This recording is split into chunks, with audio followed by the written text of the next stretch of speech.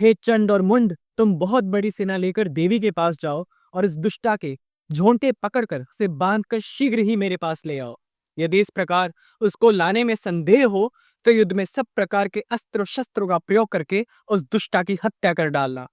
कुछ ऐसा ही कहा था शुंभ ने चंड और मुंड नामक उन दो महादैत्यों से जब मां आद्या शक्ति ने कौशिकी रूप में शुंभ के भेजे हुए धूम्र विलोचन असुर को शब्द के उच्चारण मात्र से ही भस्म कर दिया था।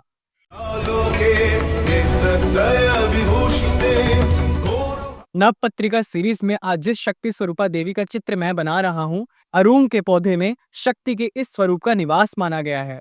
जब मां कौशिकी ने धूम्र विलोचन असुर को मार डाला और उनके सिंह ने 60,000 सेना का अंत कर दिया, तब शुंभ ने चंड और मुंड नामक दो महाअसुर को आज्ञा दी। तदनंतर शुंभ की आज्ञा पाकर चंड और मुंड नामक दो महादैत्य चतुरंगिणी सेना को साथ लेकर उस स्थान पर पहुंचे जहां पर मां आद्या शक्ति कौशिकी स्वरूप में विराजमान थी। देवी सिंह पर बैठी हुई मंद मंद मुस्कुरा रही थी। उनके मनमोहक स्वरूप को देखकर भी चंड मुंड देवी की ओर उन्हें पकड़ने के लिए झपटे। तब आद्या शक्ति ने उन दैत्यों के प्रति बड़ा क्रोध किया और क्रोध के कारण उनका मुख काला पड़ गया, ललाट में भौहें टेढ़ी हो गईं और वहां से तुरंत विकराल मुखी काली प्रकट हुई, जो तलवार और पाश लिए हुई थी।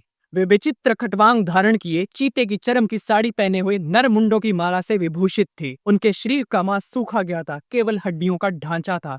उनका मुख बहुत विशाल था, जीभ लपलपाने के कारण वे और भी डरावनी प्रतीत होती थी। उनकी आंखें भीतर को धसी हुई और कुछ लाल थी। वे अपनी भयंकर गर्जनाओं से संपूर्ण दिशाओं को गुंजा रही थी। वे पार्श्व रक्षकों, योद्धाओं और घंटा सहित कितने ही हाथियों को एक ही हाथ से पकड़कर मुंह में डाल लेती थी और उन्हें बड़े भयंकर रूप से चबा डालती थी। जब आद्या शक्ति काली ने चंड मुंड की चतुरंगिणी सेना को इस प्रकार तहस नहस किया, तब मुंड देवी की ओर झपटा। तब भयंकर गर्जना करने वाली काली ने विकट अट्टहास किया। देवी ने का उच्चारण कर चंड पर धावा किया और बहुत बड़ी तलवार से चंड का सिर काट डाला।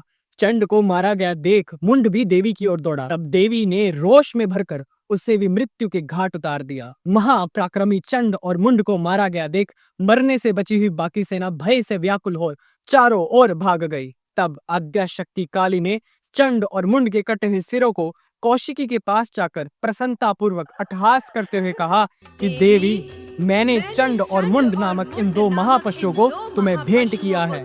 अब युद्ध यज्ञ में तुम शुंभ निशुंभ का स्वयं ही वध करना। कल्याणमयी चंडी ने मधुर वाणी में काली से कहा, तुम चंड और मुंड को लेकर मेरे पास आई हो, इसीलिए संसार में चामुंडा के नाम से तुम्हारी ख्याति होगी। अम्मा चामुंडा के भव्य स्वरूप के दर्शन करें।